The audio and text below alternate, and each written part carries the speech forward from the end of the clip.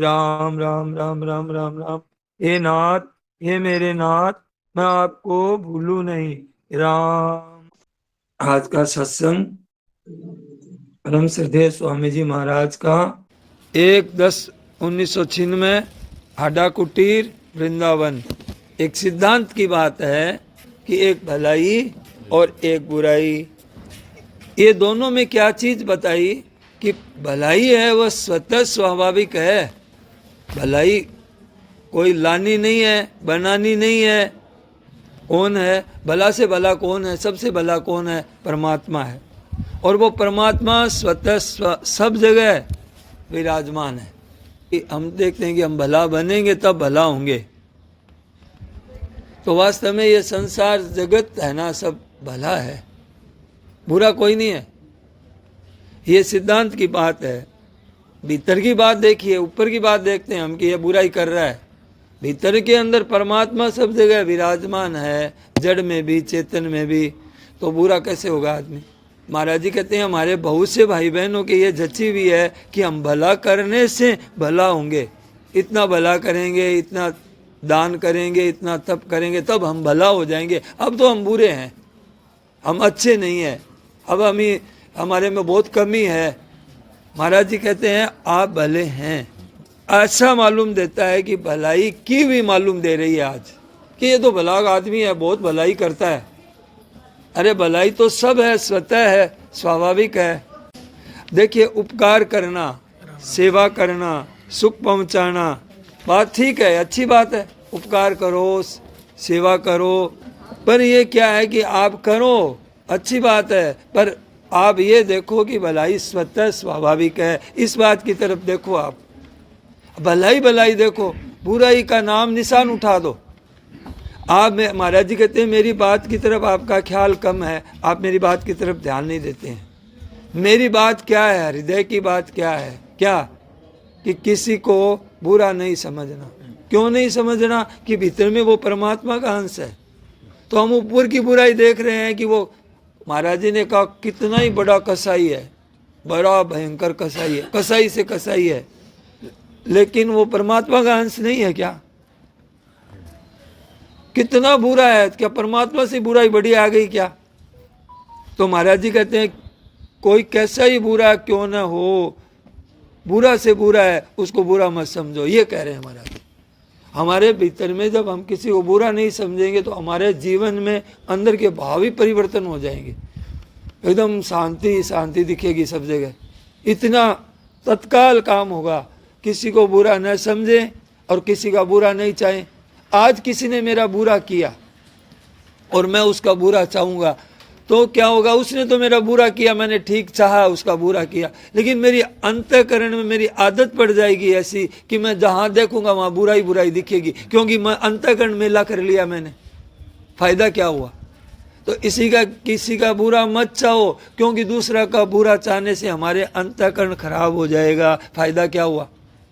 बड़ा भारी रोग लगा दिया हमने तो। तीसरी बात बताई, किसी का बुरा नहीं करना। क्यों नहीं करना? कि हमारे करने से किसी का बुरा नहीं होगा, कभी नहीं हो सकता। बुरा तो उसका होने वाला ही होगा।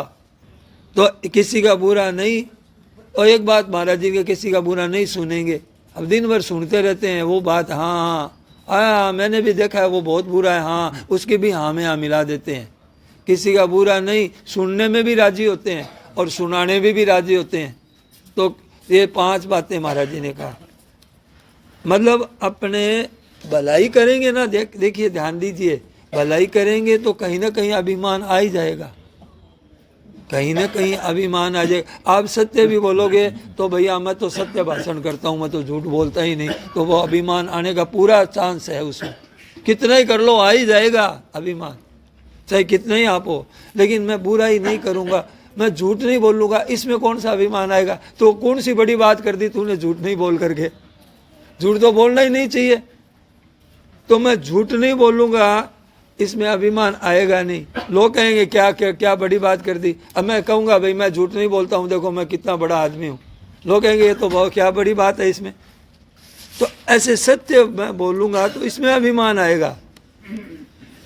तो देखिए भलाई करने में तो मतलब है कि अभिमान आएगा, मैं भलाई करता हूँ लेकिन मैं बुरा ही नहीं करूँगा, और इतनी ऊंची चीज़ है भलाई करने से, भलाई करने से इतनी ऊंची चीज़ है। मैं भाई किसी का बुरा नहीं करूँगा, मैं किसी का बुरा नहीं चाहूँगा, मैं किसी का बुरा नहीं समझूंगा। तो वास्तव में ये बुराई क्या है? महाराज जी ये कहते हैं कि बुराई आपकी बनाई हुई है। अच्छा, बुराई बनाई हुई है और अच्छा ही स्वाभाविक है, कैसे है? तो आप महाराज जी कहते हैं आपने संतों की बातों पर विश्वास कर लो, क्या भगवान पर बात की विश्वास कर लो। इन दोनों बातों को नहीं मानोगे तो और कौन तीसरा है बताओ आप? भगवान क्या कह रहे हैं? भगवान कह रहे हैं कि ममई वांसो, ये जितने भी जीव है मेरा ही अंश है, मेरा ही। अब उसमें खराबी क्या आ गई? और गोस्वामी जी तो इतनी बढ़िया बात बता रहे हैं, ईश्वर अंश। हमारे अभी पवित्रता आती है सुनते ही कि ईश्वर अंश और जीव अविनाशी। हम परमात्मा के हैं, हम परमात्मा के हैं। हमारे में कोई, अब कहते हैं हमने बुराई की है, वो बुराई याद आती है। तो अभी वर्तमान में आप बुरे हैं क्या? महाराज जी ने आज कहा सत्संग में बैठे अभी आप बुरा है क्या? बोले बुरा तो नहीं है, पर बुरे चिंतन हो रहे हैं हमारे। तो वो चिंतन किस में हो रहे हैं? कि आपके मन में हो रहे हैं, बुद्धि में आपके नहीं हो रहे हैं। ये मिली हुई चीज है, प्रकृति की चीज है। बुराई हो रही है, कोई कुत्ते में बुराई आ रही है, हम मानते हैं क्या? तो मन बुद्धि सबका एक है, पर हम क्या इस शरीर के अपना मान करके बुराई अपने में स्थापित कर ली हमने।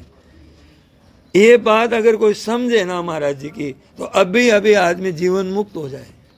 हम लोग अगर कोई समझ ले, हम लोगों में से इस बात को समझ ले, तो हम लोग जीवन मुक्त हो जाएं।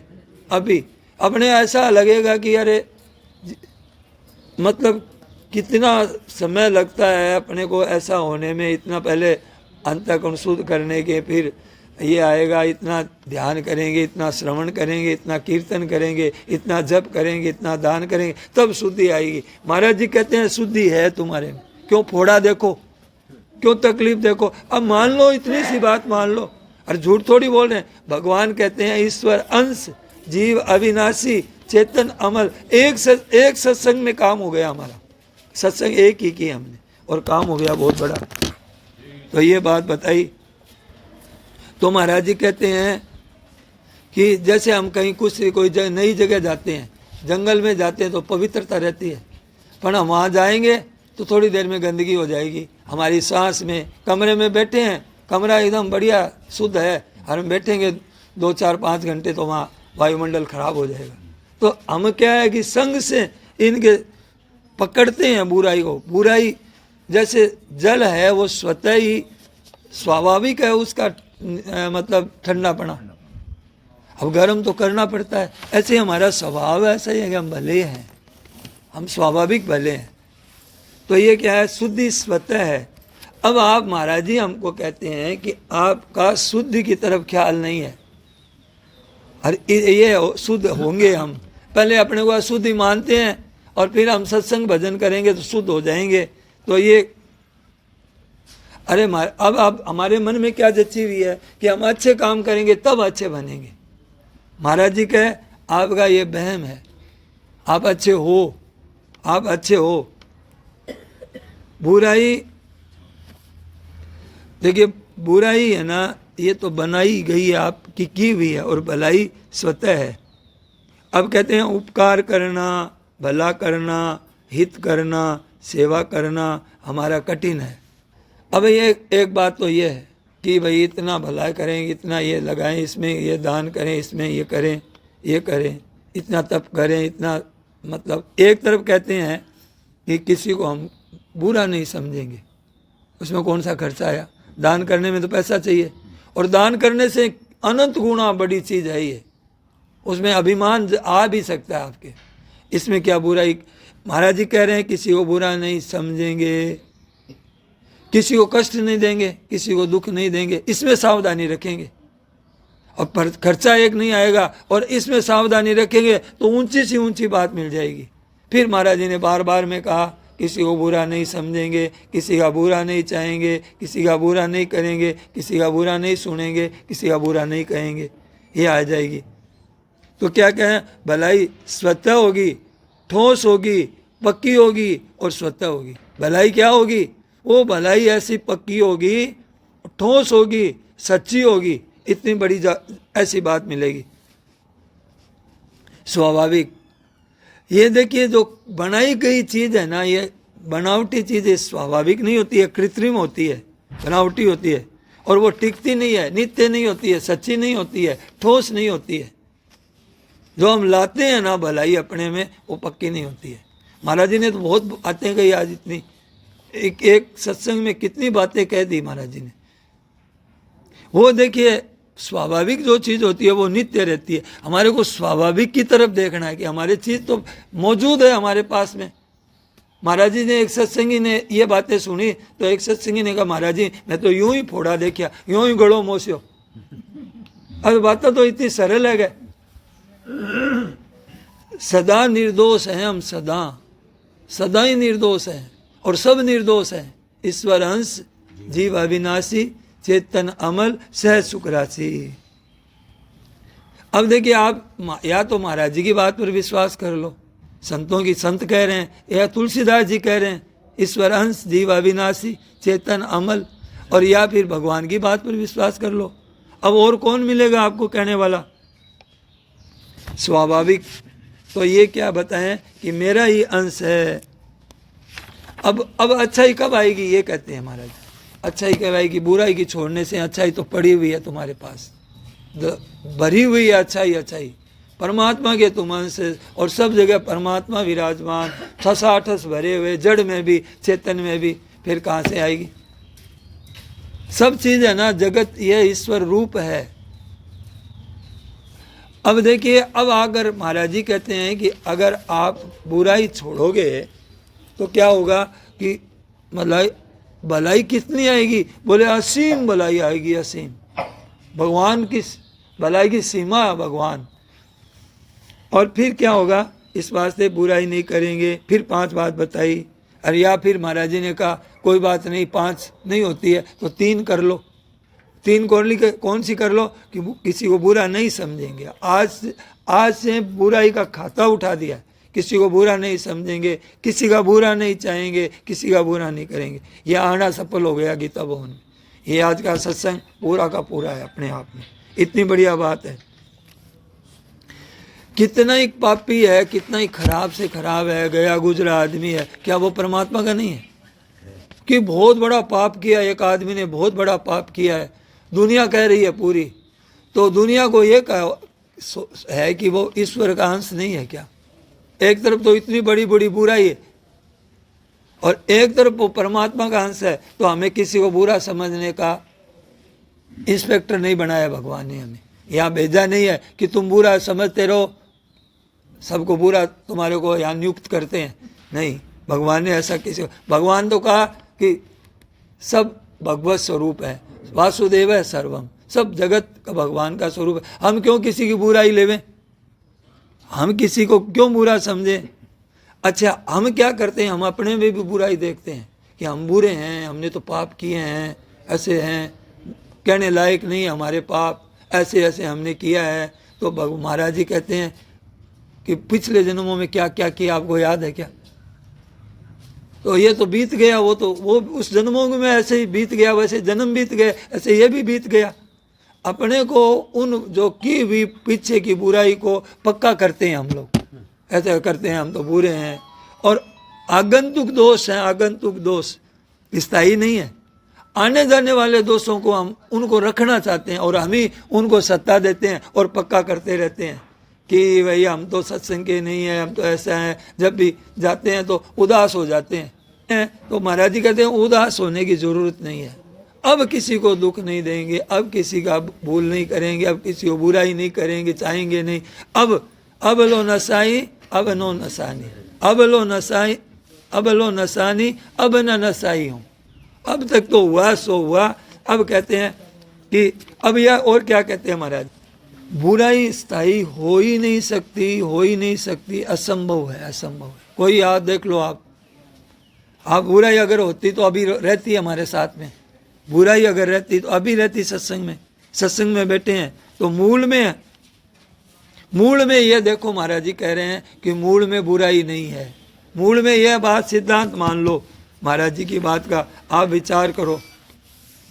अच्छा, आप एक काम करो कि हम तो बुराई करेंगे, हम तो है ना, तो महाराज जी का आप बुराई कर नहीं सकोगे। कितना ही हो, कसाई है वो अपने बच्चों को मारता है क्या, अपनी स्त्री को मारता है क्या? तो बुराई तो सब जगह तो नहीं कर सकेगा ना। वो कहा लगे नहीं हम तो सिद्ध करके दिखाएंगे तुमको बुराई।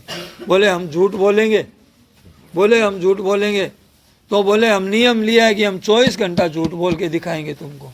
भला ही भूखे रह जाएंगे, प्यास रह जाएंगे। बोले भूख लगी है, भूख तो लगी है, बोले नहीं लगी है।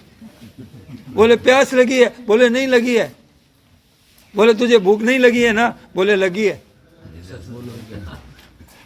मतलब झूठ, अच्छा 24 घंटा वो झूठ बोल गया और सिद्ध हो गया, हर बात में झूठ बोला, भूखा प्यासा रह करके झूठ बोल गया, तो झूठ बोल गया, तो ये बात तो सच हो गई ना।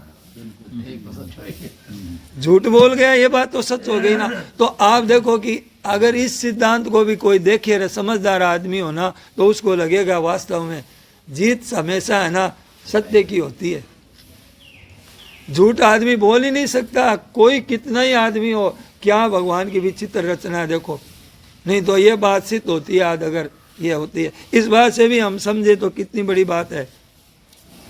तो ये नियम चलेगा नहीं झूठ बोलने का, सीधी बात है। तो हमारी बात आ गया, महाराज जी कहते हैं आप समझो, तो आप बुराई का त्याग कर दो कि आज से हम किसी को बुरा नहीं समझेंगे, किसी का बुरा नहीं चाहेंगे, किसी का बुरा नहीं करेंगे, किसी का बुरा नहीं सुनेंगे, किसी का बुरा नहीं कहेंगे। ये बात है। भला तो स्वतः ही है, ये ऐसी मतलब विलक्षण बातें हैं। बुराई के मूल में क्या है? सत्य नहीं है, सत्य की तो जड़ है। अच्छा देखिए, अगर बच्चा है, छोटा बच्चा है, उसको हम झूठ बोलना सिखाते हैं। अगर बच्चा अगर सच्ची बोलेगा, कभी झूठ बोलेगा ही नहीं बच्चा। जो होगा वो, जो देखेगा ना वो बता देगा, और सुनेगा वो बात कहेगा। अब धीरे धीरे हम लोगों को देख करके बच्चा झूठ बोलता है। विकार आएंगे ही नहीं, हमारे में खराबी आती नहीं है। हम लोगों के आचरण से बच्चों ने ये सीख लिया हम लोगों को। तो क्या हुआ कि भलाई स्वतः स्वाभाविक है। क्यों है कि भगवान, कारण क्या है इसका? भलाई का कारण क्या है कि हरि व्यापक सर्वत्र समाना। ये इसमें भी, आप में भी, पेड़ में भी, जितने चीजें, ऐसी कोई चीज नहीं है जिसमें तू नहीं है। तो क्यों? इसलिए वो पवित्र है सब चीजें।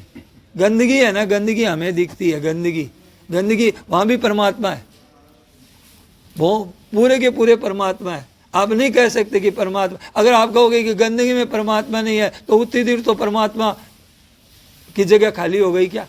हो सकती है क्या परमात्मा के बिना जगह खाली? तो आपको मानना ही पड़ेगा कि परमात्मा तत्व हरि व्यापक सर्वत्र समान। गंदगी देखिए, गंदगी हम देखेंगे तो परमात्मा कहाँ है? तो हमारे सामने गंदगी और ये अच्छी चीज, ये फिर दोनों में अंतर नहीं रहेगा, एक परमात्मा ही दिखेंगे।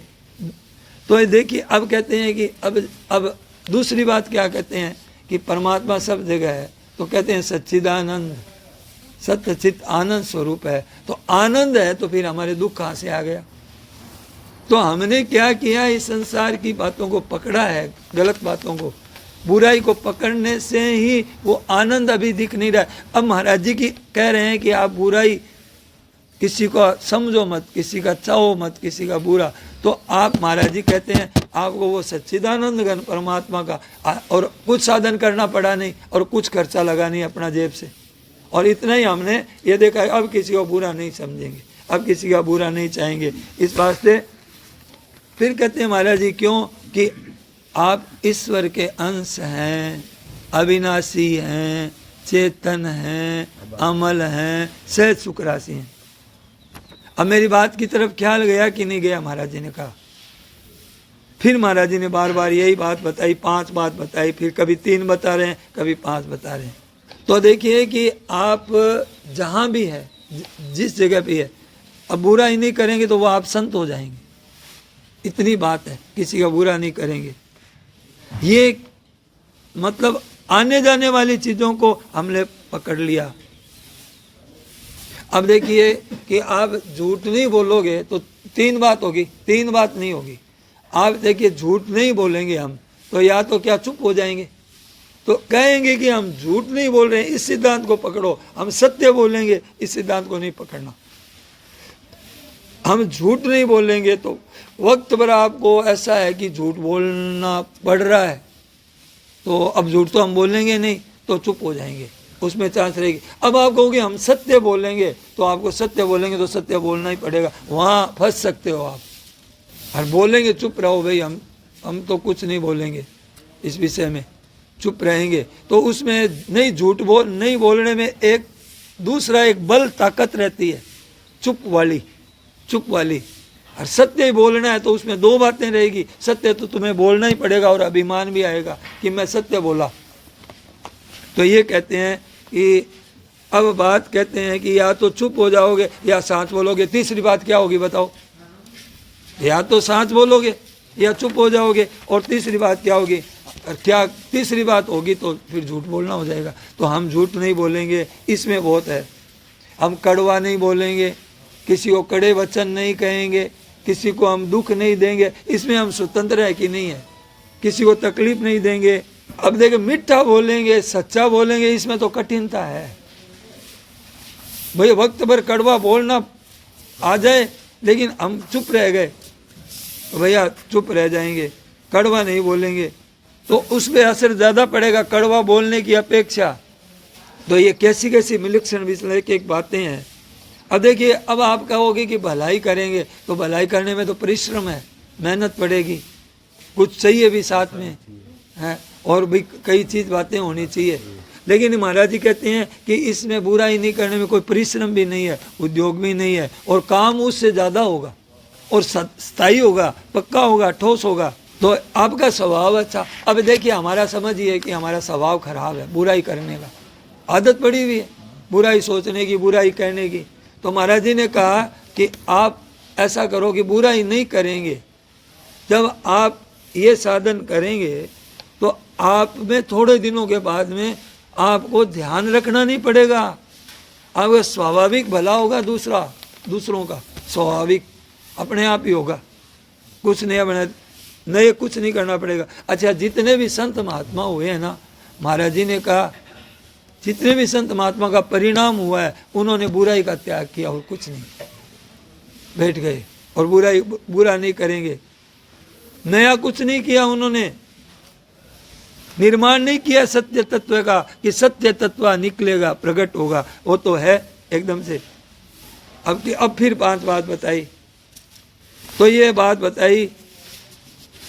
तो अब कहते हैं कि एक और बात बता रहे हैं, क्रिया करने में तो परिश्रम है, हम क्रिया करेंगे तो परिश्रम है, पर क्रिया रहित होने में क्या परिश्रम है? नहीं है। आप क्रिया काम कोई करते हैं, कोई काम करना है, ये करना, वो करना, वहाँ सेवा करनी है, वहाँ ये झाड़ू लगानी है, वहाँ उसको ये करना है, उसकी आप क्रिया में तो परिश्रम मिलेगा आपको, लेकिन आप क्रिया रहित होने में क्या परिश्रम है बताइए? क्रिया रहित होने में क्या परिश्रम है? और क्रिया रहित होना कितना ही कर लो आप, करना तो बहुत तुच्छ चीज है, ध्यान दीजिए, बहुत छोटी चीज है। मतलब क्रिया से हम इतना जप कर लेंगे, इतना ध्यान कर लेंगे, ऐसे परमात्मा की प्राप्ति हो जाएगी। महाराज जी कहते हैं बहुत छोटी चीज है, ये बड़ी चीज है। इतनी बात बता करके अपने को एक दूसरी बात बता रहे हैं। ये अब कौन सी बात बता रहे हैं? शनै रूपरमेत बुद्ध्या धृति गृहीतया आत्मसंस्थम मन कृत्वा न किंचिदपि चिंतयेत्। भगवान की बात कही है। भगवान कह रहे हैं कि भगवान क्या कह रहे हैं कि न तो तुम मेरा ध्यान कर, भगवान ये कह रहे हैं, न तू मतलब कोई किसी का भी तू चिंतन मत कर, न संसार का कर, न प्रकृति का कर, न स्वार्थ का कर, न परमार्थ का कर, किसी का भी नहीं। न किंचित यपि चिंतयेत्। जैसे आपको अभी बताई महाराज जी ने कहा कि किसी को बुरा नहीं समझेंगे, ऐसी ये बात है। जैसी वो बात बताई है ऐसी वो बात इतनी बढ़िया बता रहे हैं कि तत्काल अभी ऐसा अनुभव होगा कि हम तो ऐसे आ गए जैसे एकदम पवित्र हो गए। ये सत्संग ऐसी चीज है कि इसे आदमी को थोड़ा होश होता है ना, थोड़ी बुद्धि, आदमी थोड़ा ध्यान देवे ना महाराज जी की बात की तरफ थोड़ा सा, तो उसको हजारों वर्षों से जो सत्संग मिलता है, हजारों वर्षों के बाद में जो काम होता है ना, साधन करने के बाद में, हजारों वर्षों के बाद में, वो अभी मिल जाता है। ये बात है। क्या कहना है महाराज जी? कहते हैं न किंचित अपि चिंतेत, जैसे बुराई न करना, ऐसे कुछ भी चिंतन करना, कुछ भी चिंतन करना ही नहीं है। किसका नहीं करना है? बोले संसार का नहीं करना है, बोले कुटुंब का नहीं करना है, भगवान का नहीं करना है, ब्रह्म का नहीं करना है, किसी का चिंतन नहीं करेंगे तो करना ही नहीं है। तो क्यों नहीं करना है? कि भगवान कह रहे हैं ना, न किंचित अपि चिंतेत। भगवान कोई ऐसे थोड़ी कह रहे हैं, ऐसी भी कहा है भगवान ने, साधन बता रहे हैं भगवान। तो न कुछ भी चिंतन नहीं करो तो आपकी स्थिति कहाँ पे होगी आप बताओ? क्योंकि परमात्मा को तो आप हटा नहीं सकते, उसको तो हमारे से अलग कोई नहीं कर सकता। कहीं ऐसी जगह नहीं है कि उसको है नहीं है, वो उसको तो हम अलग नहीं कर सकते। तो हम ऊपर की चीज़ों को कुछ भी चिंतन नहीं करेंगे तो वो तो मौजूद है, वो प्रकट हो जाएगा। दिखता अभी नहीं है, क्यों नहीं दिख रहा है? कि हमने आड़ लगा रखी है, ये दूसरी तरफ ख्याल कर रहे हैं, इधर हो जाएगा वहाँ, इधर उधर में उसको सत्ता दे रहे हैं। मन इधर उधर जाता है, बुरा नहीं है, पर अब मन के साथ हम मिले रहते हैं, उसमें रस लेते रहते हैं, उसके साथ चिपके रहते हैं, तब हमारी दशा हो रही है आज। नहीं तो अभी वर्तमान में मौजूद है। अच्छा देखिए, क्रिया तो पैदा हो रही है, क्रिया पैदा होती है, कितने भाव आए, अभी भी अंदर भाव चल रहे हैं, सुन रहे हैं सत्संग में तरह तरह की बातें चल रही है। तो हम क्या है कि अब चल रही है, सुनते हुए भी चल रही है, पर हम क्या उधर में हमारी सत्ता महता नहीं है। अब आप कहोगे अब जब आप कुछ भी चिंतन नहीं करेंगे तो हमारे चिंतन और ज़्यादा आएगा। अब आएगा क्यों? कि नाली साफ करते हैं तो गंदगी बांस ज़्यादा आती है, और एक बार आ रही है, वो निकल रही है, आ नहीं रही है। वो गंदगी जो जमी हुई थी ना नाली के अंदर, खराबी, वो अब नाली साफ करने से वो गंदगी जा रही है, उड़ रही है। ऐसे ही हम जब शांत होकर के बैठेंगे तो अब तरह तरह की उठा पटक आएगी, ऐसी ऐसी बातें आएगी। अब कोई ये जो करते हैं ना नाम जब ध्यान वगैरह, जो व्यापारी आदमी होते हैं ना, तो वो क्या करते हैं वहाँ, आपको तो लगता है कि वो माला जप कर रहे हैं, वो दुकान का सारा काम कर लेते हैं। उसमें उसे पैसा देना है, उसको वो करना है, उस वकील से मिलना है, वहाँ वो सारा काम वो उसमें अपना पूरा सल्टा लेता है। हम लोग देखते हैं, अरे देखो नित्य नियम, देखो इनका नित्य नियम कुछ नहीं होता है, वहाँ चलता है वो दूसरा चिंतन है। तो अब क्योंकि जैसा हमने मन लगा करके जो काम किया है ना संसार में, अब कहते हैं कि हमारे भोगों का चिंतन होता है, तो तुमने भोगों को मन लगा करके भोगा है। तो जो चीज़ हमने मन लगा करके भोगी है, वही जब शांत होकर के बैठेंगे वही तो बाहर निकलेगी। उसको निकलने दो, बाहर निकलने दो, उसे घबराओ मत। एक समान कोई बुरा नहीं होता है, ध्यान दीजिए। और बुरा ही रही तो नहीं, पर सब एक समान है। बुरा एक समान कोई नहीं होता है, उसमें फर्क है। लेकिन अगर आदमी एक समान देखे तो आपको बात मिलेगी, सच्ची ठोस मिलेगी। महाराज की वाणी ऐसी है, जादू भरी, जादूगर है महाराज जी। ऐसे वाणी को कहने वाले कोई मिलेगा नहीं, कहीं इतिहास में नहीं मिलेगा कि इतनी देर में इतनी बातें बता दें हमको। कोई भी सत्संग ले लो महाराज जी का आप, ऐसी ऐसी विलक्षण बातें, ऐसी बातें हम लोगों को मिल गई, और फिर हम इन बातों को छोड़ देंगे। ये तो मतलब हमारे लिए सबसे बढ़िया चीज़ है कि महाराज जी हमारे को इन्हें फंसाते नहीं है इन क्रियाओं में। महाराज जी कहते हैं तुम अपने तेरा स्वतः स्वाभाविक जो तेरे पास मौजूद है ना, उसी में तुम बस मौज में रहो। तुम इसलिए कहते हैं महाराज जी मौज में रहो, मस्ती में रहो, आनंद में रहो। क्यों कहते हैं कि अरे तेरे पास तो है चीज़, भरा हुआ है, तू तो दुख क्यों पाए? अब मुंह लटका के क्यों रहेंगे? महाराज जी मिल गए हमको, अब मुंह लटका करके रहेंगे तो फिर महाराज जी की बात ध्यान से नहीं सुनी। और ध्यान से सुनी है तो कितनी प्रतिकूल परिस्थिति आ जाए, घबराएगा नहीं आदमी, घबरा ही नहीं सकता वो। इतनी ताकत आ जाएगी उसमें, बल आ जाएगा। तो ये देखो स्वीकार कर लो कि आपके पास कुछ भी नहीं है और आप में ये बल है कि है अच्छा ही स्वतः स्वाभाविक है, तो आपके उसकी जो स्वतः स्वाभाविक की ताकत आप में आएगी, दिखेगी। अब बताओ, मैंने कहा कुछ भी मत करो। एक आदमी ने कहा, कलकत्ता में सत्संग, डागा जी थे कोई, वो बैठे थे सत्संग में, कलकत्ता में सत्संग हो रही थी, तो महाराज जी ने कहा आप जो बताओगे मैं वो साधन बता दूंगा, आप जो कहोगे, और आपसे हाँ भी भरवा लूंगा, और आप कहोगे मैं कर सकता हूं। मैं ये महाराज जी ने कहा चैलेंज करता हूं आपको, कोई भी आ जाना मेरे पास में और मैं ऐसा साधन बता दूंगा और उसको परमात्मा की प्राप्ति हो जाएगी, ऐसा साधन बताऊंगा। तो सभा में बैठे थे, तो एक डागा जी बोले कि स्वामी जी कुछ भी नहीं करना, अब क्या बताओगे आप? कि कुछ भी नहीं करेंगे हम तो महाराज जी ने कहा ठोक करके मैं बता दूंगा, कुछ भी मत करो, कल्याण हो जाएगा, गारंटी है मेरी, कुछ भी मत करो आप कुछ भी मत करो, आपको छेड़खानी मत करो, ये मन बुद्धि इंद्रियां आपके नहीं है, कुछ भी मत करो, आपके संबंध ही नहीं है इनसे कुछ करने से ही तो फंस गए हम। शांत बने रहो, जल को कोई करना पड़ता है, गर्म हो जाता है कि अपने आप जल स्वाभाविक ठंडा रहता है, स्वाभाविक निर्मलता उसका स्वभाव है। ऐसे ही हमारा कुछ भी नहीं करना। तो ये है, किसी को आप, फिर महाराज जी ने बात बताई, 3 बात बताई, किसी को बुरा नहीं समझे, तो इसमें कौन सा करना हुआ? किसी को बुरा नहीं चाहे, कौन सा करना हुआ? इसमें कौन सी आपको जा करके मेहनत करनी पड़ी? किसी का बुरा नहीं करना।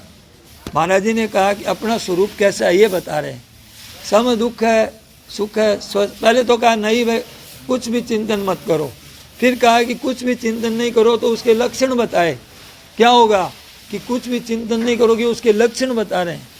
सम दुख है, सुख है, स्वस्थ है, समलोष्टा, समकांचन है, तुल्य प्रिया प्रियो धीरस, तुल्य निंदात्म संस्तुति, माना अपमानयो तुल्य तुल्यो मित्रारि पक्षयो, सर्वारंभ परित्यागी। तो ये बात है। अब महाराज जी ने कहा आपकी, अगर आप मेरी बात ध्यान से सुनी है तो आपको स्वाभाविक ऐसा अनुभव होगा अपने आप ही, और जो स्वाभाविक आपको चिंतन होगा, ये जो चिंतन हम करते हैं ना, ये नाम जप करें कि कीर्तन करें कि जप करें, ये तो हम करते हैं, ध्यान देना, और करने में परिश्रम आता है और जोर पड़ता है और थक जाते हैं, थोड़ी देर बाद में ऊब जाते हैं, साधन करते हैं, कोई पाठ करते हैं तो अब थकान हो गई बहुत, और हमारी बात समझोगे आप तो आपको थकान नहीं होगी, कभी प्रलय तक भी थकान नहीं होगी। बीमारी आ जाएगी ना शरीर में तो भी थकान नहीं होगी। क्यों?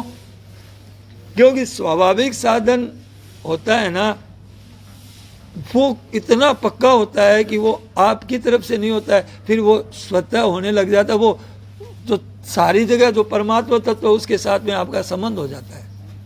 क्या किया आपने? क्या इतना ही किया कि आप ये क्रिया और इनके साथ में, पदार्थों के साथ में, हमारा शरीर के साथ में, किसी के साथ में किंचिन मात्र भी हमारा संबंध नहीं है। अब क्या करना पड़ा? कुछ भी नहीं करना पड़ा। और क्यों? चीज तो मौजूद है। अच्छा देखिए, जैसा है वैसा बता दिया। जैसे बालक की बात बताई ना, बालक झूठ थोड़ी बोलता है, बालक स्वाभाविक सत्य है, उसमें सत्यपना आया है। क्यों आया है? वो सीख करके, तो झूठपना तो यहाँ हमसे सीखा है। वो स्वाभाविक क्यों? कि परमात्मा का अंश है। अभी उसने बुराइयां देखी नहीं, बुराई सुनी नहीं, और उसके तो स्वाभाविक सत्य बोलता है। धीरे धीरे हम झूठ बोलना सिखा देते हैं उसको। तो क्या बताया कि इसलिए महाराज जी कह रहे हैं कि सत्य तत्व तो असत्य भाव न विद्यते, और सत्य का अभाव नहीं होता है, कभी अभाव नहीं होता है, फिर निर्मलता आ जाती है।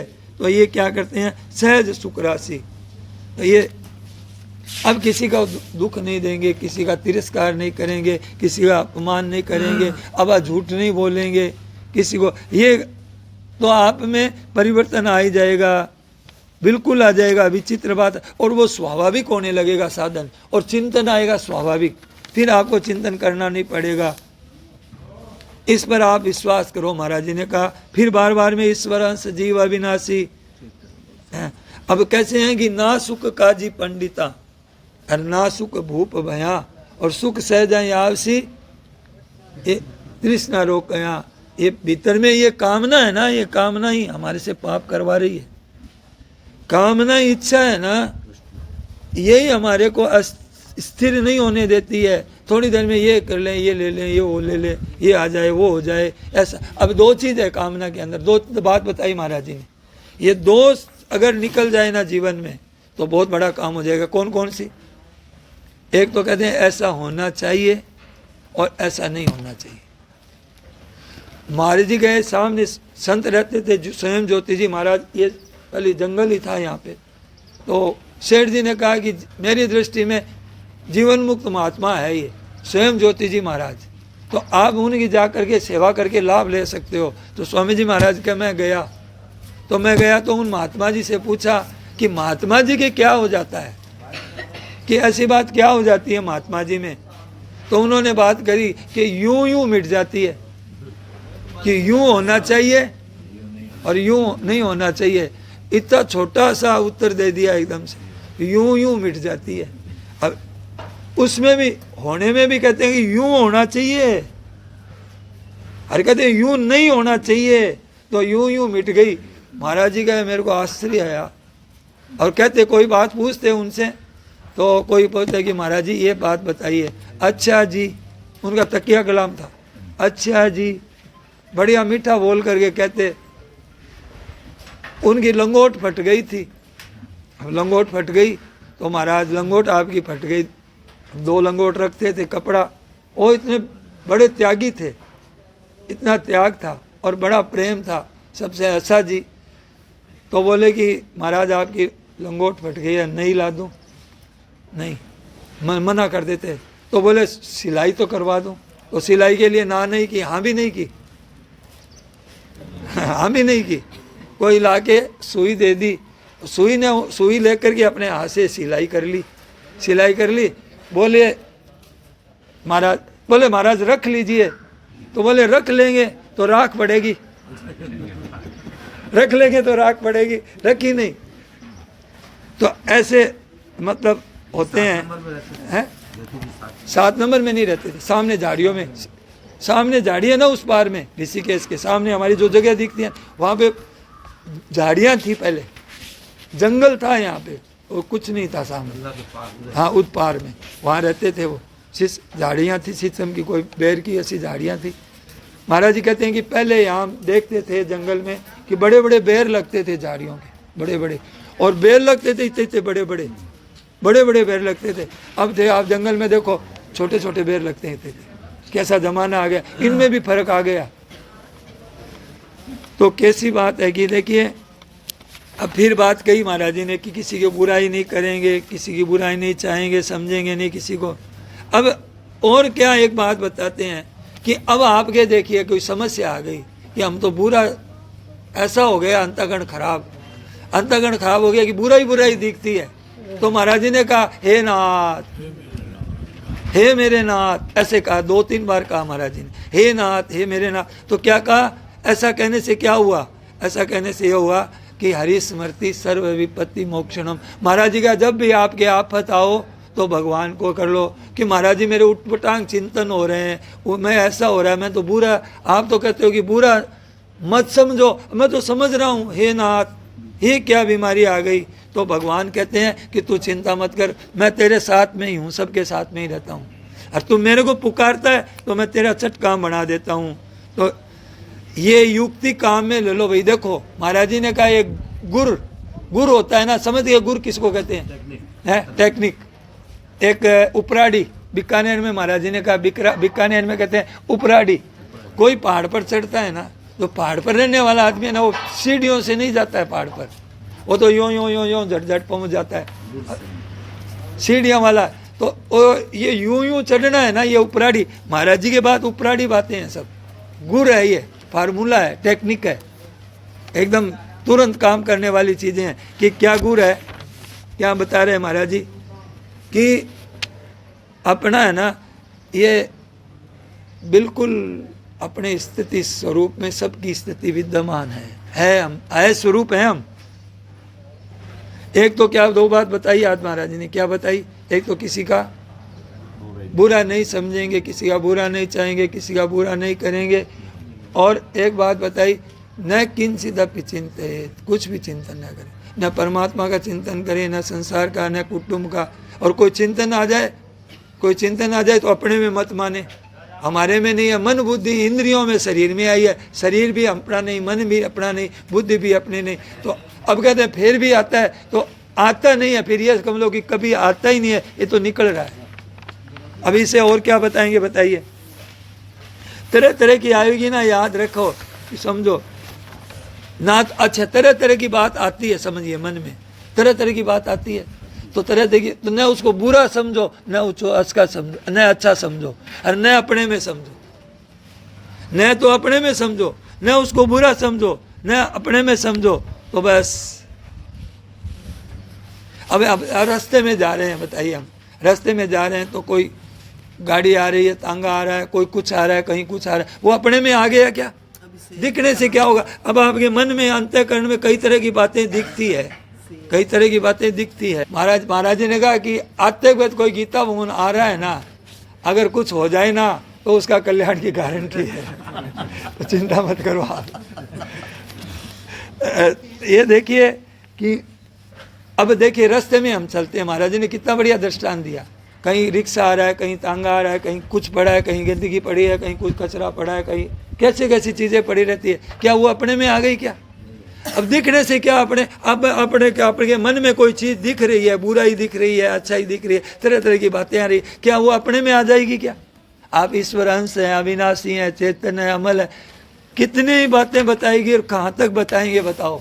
हम लोग सुनते ही नहीं है ध्यान से। कोई लोग तो पीछे बैठे हैं, कोई बरामदे में आगे बैठे हैं, उनको सुनना ही नहीं है, टाइम पास करने आए हैं। सुनते वाले तो कान लगा कर सुनते हैं कि महाराज जी क्या बोल रहे हैं, और फिर ये चर्चा करेंगे तो बात खुलेगी।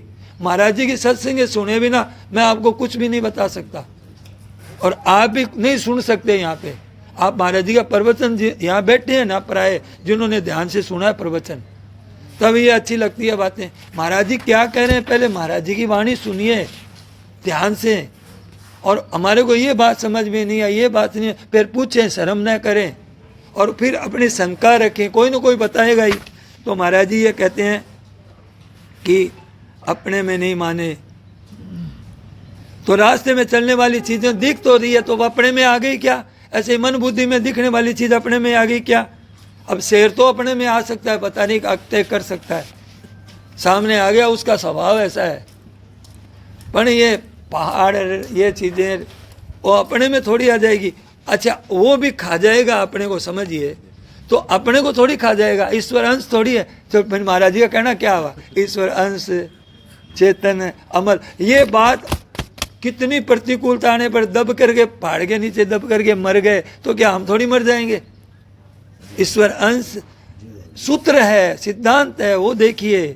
तो देखिए अब महाराज जी क्या कहते हैं कि जप करते हैं, कीर्तन करते हैं, तो आपको इन बातों में देरी लगेगी। ध्यान में, कीर्तन में, सत्संग में, पाठ में, पूजा में, जो भी करते हैं उसमें आपको समय लगेगा। और मेरी बात जो अभी महाराज जी ने कही है, महाराज जी की बात है कि अभी इसमें देरी का काम नहीं है। महाराज जी ने कहा कि आपको हम इतनी बढ़िया बात बताते हैं कि बता दें, तो बता दें। बोले बात बताने का टक्का लगे, फिर हंसे महाराज जी जोर से। साथ बैठे वो भी आप टक्का लगे तब तो बात आपको समझ में आएगी, पैसा दे करके। अब सिनेमा हॉल में जाते हैं तो बस सिनेमा आहा देखते हैं, पैसा खर्च करते हैं, तो पैसा खर्च हुआ है तो ध्यान से देखते हैं। तो अबे महाराज जी के सत्संग में अगर यहाँ बैठेंगे 5 बजे की प्रार्थना में सबको 500 रुपये लगेंगे। पहले तो आदमी बहुत कम आएंगे, अब इन्हें एक दो जैसे आ जाएंगे, वही दिखाने के लिए आ जाएंगे, देखो हम 500 रुपये वाले हैं, हमारे पास पैसों की कमी नहीं है, दिखाने के लिए तो आ जाएंगे। अब पर वो जो 500 रुपये लगे यार, जो मेहनत करके कमाया है जिसने, और मारे 500 रुपये लगे, महाराज जी के सत्संग में तो जाएंगे, तो वो ध्यान से सुनेगा कि नहीं सुनेगा? कि बातों का टक्का लगे, टक्का लागने से सुनेंगे। तो यहाँ तो मुफ्त में मिल रही है इतनी ऊंची ऊंची बातें, कोई भी बताएगा क्या आपको? आजकल के जो कथावाचक आपको नाच के दिखा देगा, गाना गा के दिखा देगा, और रिझा देगा आपको, पर ऐसी बातें थोड़ी बता देगा, बता ही नहीं सकेगा वो ऐसी बातें। तो ये बात बताई महाराज जी ने कि भारी पैसा लगता है भाई बातों का, अरे मुफ्त में मिल रही है। फिर महाराज जी हंसे और उठते उठते कहा, क्या कहा, हमारी बात करके देख लो आप लोग, हमारी बात जो कही है, किसी को बुरा नहीं समझेंगे, किसी का बुरा नहीं चाहेंगे, किसी का बुरा नहीं करेंगे, किसी का बुरा नहीं सुनेंगे आज से, और किसी का बुरा नहीं सुनाएंगे। तो आप, महाराज जी ने कहा, मेरी बात करके देख लो, आपको लाभ हो जाएगा। तो ये देखो जल्दी ये जप करते हैं, ध्यान करते हैं, कीर्तन करते हैं, पाठ करते हैं, उसमें देरी लगती है, पुरुष में देरी लगती है। हींग लगे ना फिटकरी, खर्च कुछ होता नहीं है, और रंग इतना बढ़िया आता है। महाराज जी की बात है, देखो पवित्र हो गए हम, समझिए आज महाराज जी के सत्संग से अब एकदम पाप ताप कुछ नहीं रहे, कोई पाप नहीं रहेगा। महाराज जी की सत्संग सुनेगा ना, उसके भीतर में उसको नरक जाना ही नहीं पड़ेगा, क्योंकि पाप तो नष्ट हो गए महाराज जी की वाणी कान में आते ही, एकदम चमत्कार है। फिर ये पाठ देखिए कितना आनंद का है, कितना लगाया, देखिए कितनी मेहनत की है, कितना आनंद है, कितना ये पुराने किए हुए है ना महाराज जी के पाठ, यहाँ पे उसके उदय हो रहे हैं। ये सब बीज जैसे बोए हैं ना महाराज जी ने, वो आगे फलीभूत हो रहे हैं। ये नई चीज नहीं हो रही है कोई। पाठ शुरू किया था ना महाराज जी ने, लोगों ने समझाया कि महाराज जी थे रामायण का पाठ करो या मत करो, थे यहाँ काम। लोगों ने नींद आसी, लोग लटका ले सी, कोई की कर सी, अरे इतनी देर कोई बैठ सके, 5 घंटे कोई बैठ सकते हैं। महाराज जी को समझाया लोगों ने, जब शुरू किया ना तो भाई महाराज जी का हम तो करेंगे, और शुरू कर दिया। तो देखो आज कितना बड़ा, कितने जने पाठ कर रहे हैं। वहाँ श्री राम सेवाश्रम में होता है, और जगह जगह लोग पाठ करने के लिए जाते हैं, रामायण का पाठ होता है। कितना एक वायुमंडल बनता है, जब देखना कल कैसा वायुमंडल बनेगा। कितने आदमी आए हैं कमरे के लिए, मतलब हजार आदमी की वेटिंग लिस्ट आ गई। ये फार्म का चमत्कार देखो, और लोगों को मिल रहा है कमरा, सबको मिल रहा है। अब देखो सबको तो 3 नंबर में नहीं मिल सकता, देखो भाई सब चाहना। तो अपने महाराज जी कहते हैं यूं होना चाहिए, यूं नहीं होना चाहिए, ये छोड़ दो। किसी को कोठड़ी मिली है, किसी को बढ़िया कमरा भी मिला है, किसी को महाराज जी के पास कमरा मिल गया, और वो तो अपने न ईर्षा करनी न, जो मिल गया उसी में पाठ करना है। 9 दिन कैसे भी कर लो। जब हम शुरू में आए तो हम लोग भी यहीं बाहर में ही सोए थे, वहीं यहीं बनता था महाराज जी के समय, तो कोयला का वो चलता था सिस्टम, तो हम लोग कई दिन तक बाहर में ही रहे। ये छोटे छोटे बच्चियां थी साथ में, अब रहना ही पड़ता है, क्या करें, अब उपाय नहीं। 2-3 दिन तक रूम देते ही नहीं थे। हाँ 2-3 दिन तक रूम देते ही नहीं थे, सही बात है। आते थे ना, 2 दिन में स्नान कर लो, छत पे सो जाओ। हाँ फिर देखते ये पक्के हैं सत्संगी, तो 3 दिन बाद देते। अरे कई बार सोए हम, छत पर सोए हैं, मैं बताऊँ, ठंड भी लगी। अब वो पता नहीं था कि ठंड पड़ती है, कि अब इस समय कोई आए कि वहाँ तो, अब राजस्थान में तो गर्मी है, उस गर्मी देख करके यहाँ आ जाते हैं, यहाँ ठंड लगती है, और कपड़ा था नहीं, मेरे को ठंड भोगी है मैंने। तो ऐसा होता है भाई, देखो सबको। तो अब जो जिसमें है ना उसी में राजी रहो। सत्संग मिल गया, पाठ मिल गया, और क्या चाहिए आप। नारायण नारायण नारायण। हे नाथ, हे मेरे नाथ, मैं आपको भूलूं नहीं। सबको प्रणाम। सियावर रामचंद्र की, मोर वंशी वाली की जय।